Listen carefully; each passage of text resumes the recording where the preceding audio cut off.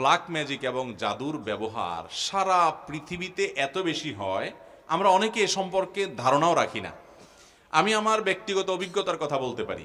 আমাদের দেশে ঘরে ঘরে মানুষ ব্ল্যাক ম্যাজিকের শিকার, ঘরে ঘরে, এবং এটা এত পরিমাণ আছে ভেতরে ভেতরে আমরা অনেকে জানি না।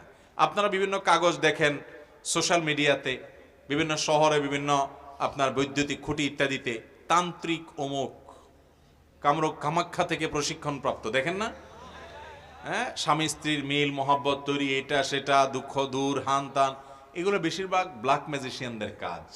এবং ব্ল্যাক ম্যাজিক এটা মানুষকে ধ্বংস করার জন্য ব্যবহার করা হয়, মৃত্যুর মুখে ঠেলে দেওয়ার জন্য ব্যবহার করা হয়। এটার বাস্তবতা আছে, এটার বাস্তবতা আছে। এবং এত বেশি এই বিষয়টা দৃশ্যমান, মানে দেখতে তো মনে হয় না যে এটা দেখার কোনো উপায় আছে, কিন্তু এটা আপনি যদি কোনো ব্ল্যাক ম্যাজিকের রোগীর কাছে যান এবং তার ট্রিটমেন্ট দেখেন, বিশেষ করে কোরআনের উপরে ঈমান আনার জন্য, আর কিচ্ছুর দরকার নাই।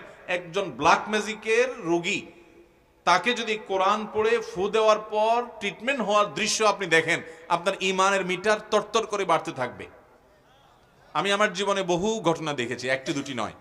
এবং আমার পরিচিত বন্ধু বান্ধব অনেককে নাম বললে আপনারাও চিনবেন, জাতীয় পর্যায়ে পরিচিত, নাম বললাম না, যারা জেনারেল শিক্ষিত ভাই, তাদের অনেকে আমাকে বলেছেন, ভাই মানে অলৌকিকতা তো অনেক রকমই হতে পারে, কিন্তু এরকম অলৌকিকতা দেখি নাই।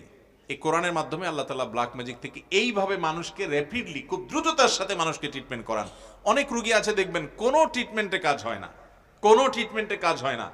এগুলো বেশিরভাগ ব্ল্যাক ম্যাজিকের রোগী হয়।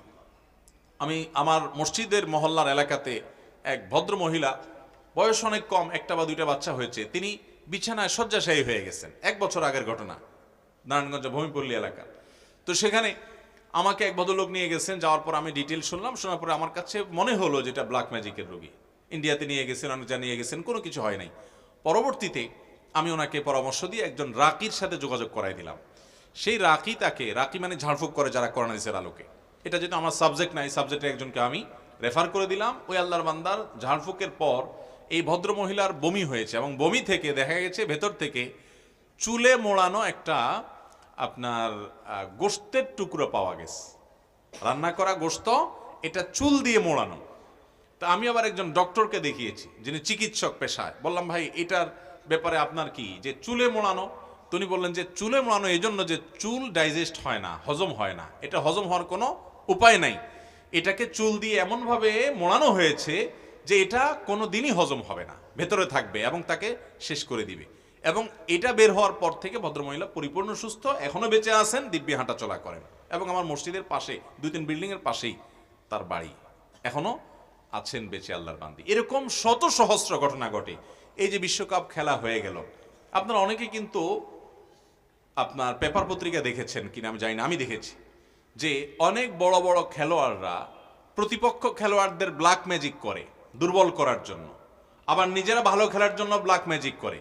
উত্তরবঙ্গে একটা খেলা আছে, পাতা খেলা, পেপার পত্রিকা প্রায় লেখালেখি হয়, গুগলে সার্চ দিলে পাতা খেলা দিলে দেখবেন চলে আসছে। আমি এটার উপরে বেশ পড়াশোনা করার চেষ্টা করেছি। এটাতেও ওই তন্ত্র মন্ত্র পাঠ করা হয়, ব্ল্যাক ম্যাজিকের আশ্রয় নেওয়া হয়, এবং একজন ম্যাজিশিয়ান আরেকজনকে টেনে নিয়ে আসে, দুর্বল করে দেয়। তো এগুলো শুধু বাংলাদেশে না, সারা পৃথিবীতে। এটার খোলাসা কথা হলো শয়তানের আশ্রয় নেওয়া। আমরা অনেককে হিরো মনে করি, এরা মূলত শয়তানের পূজারী। এরা দিন শেষে শয়তানের পূজারী। শয়তানের পূজারীরা শয়তানের পূজা করে র্যাপিডলি অনেক কিছু পায়। আল্লাহ রাব্বুল আলামিনের সুন্নাহ বা নিয়ম এটা না, আল্লাহ তাআলার পদ্ধতি এটা না। আল্লাহর প্রতি ঈমান আনয়নকারী বান্দাদেরকে আল্লাহ রাব্বুল আলামিন প্রথমত দুনিয়াতে এটা দেওয়ার জায়গায় না, আল্লাহ দিবেন আখিরাতে।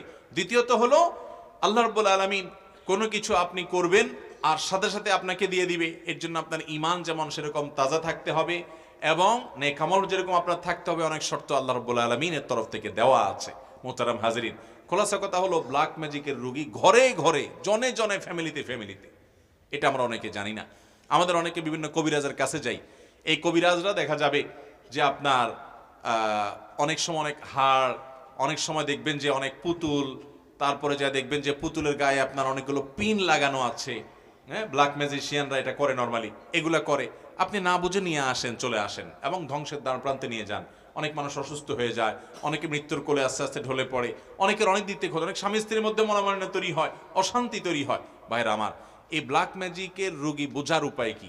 1 নম্বর কথা হলো যে কোনো ট্রিটমেন্টে কাজ হয় না, অস্বাভাবিক কিছু কর্মকাণ্ড দেখা দেয়। ঘুমের মধ্যে প্রচুর পরিমাণ খাওয়ার অভ্যাস আছে এবং প্রচুর পরিমাণে আপনার ব্ল্যাক ম্যাজিকের রুগী, তাদেরকে দেখা যায় যে তারা ঘুম আসে, হাই আসে অনেক বেশি, সীমাহীন হাই আসে, মানে মাত্রাতিরিক্ত হাই আসে এরকম। এবং এরকম আরো অনেকগুলো বিষয়, বিশেষ করে যারা রুকিয়া করেন, ঝাড়ফুঁক করেন, এই বিষয়টি তারা আর অনেক ভালো বলতে পারবেন। অতএব এটা থেকে বাঁচার উপায় কি? খুব সহজ উপায় ভাই। এক নম্বর কাজ হলো সকাল সন্ধ্যার দোয়া কখনো ছাড়বেন না, কখনো ছাড়বেন না। বিশেষ করে কিছু দোয়া আছে রক্ষা কবচ, বিসমিল্লাহিল লাযী লা ইয়াদুররু মা ইসমিহি, 3 কুল, সূরা ইখলাস, সূরা ফালাক, সূরা নাস, 3 বার সকাল, 3 বার সন্ধ্যা। বাচ্চাদেরকে শুকাই দিবেন, রাত্রে শোয়ার সময় এগুলো পড়ে পুরো শরীরে ফু দিবেন, ফু দিয়ে ঘুমাবেন।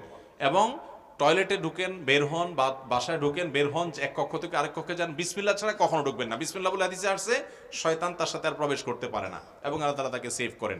বাসাতে বের হওয়ার সময় বিসমিল্লাহি তাওয়াক্কালতু আল্লাহ পাঠ করেন। এবং কোরআনে কারীমের একটা অলৌকিকত্ব, বিশেষ পুরো কোরআনই অলৌকিকত্ব, এর ভিতরে একটা হলো সূরা বাকারা বাসায় তেলাওয়াত চালু করে রাখবেন। আমি আমার বাসার কথা বলতে পারি, অনেক সময় দেখি বাচ্চারা ঘুমায় না, অস্বাভাবিক আচরণ করে, ছোট ছোট বাচ্চারা। সূরা বাকারার তেলাওয়াত কিংবা কোনো রুকিয়া যখন চালায় করে রাখা হয় অডিও, দেখা যায় যে আস্তে আস্তে পরিবেশ শান্ত হয়ে যায়। আপনি নিজে আমল করে দেখতে পারেন। অতএব কোরআন তেলাওয়াত বাড়াতে হবে। আজ আমাদের ঘরগুলোতে কোরআন তেলাওয়াত চলে গেছে, কোরআন তেলাওয়াত আমরা করি না। আর সকাল সন্ধ্যা দোয়া জিকিরগুলো করবেন, সবসময় বাসা বাড়িতে ঢুকতে বিসমিল্লাহ পড়ে ঢুকবেন, এবং শয়তান কোনো সুযোগ পেতে পারে এরকম কোনো কাজ করবেন না। আল্লাহ তাআলা আমাদেরকে হেফাজত থাকার তৌফিক দান করুন।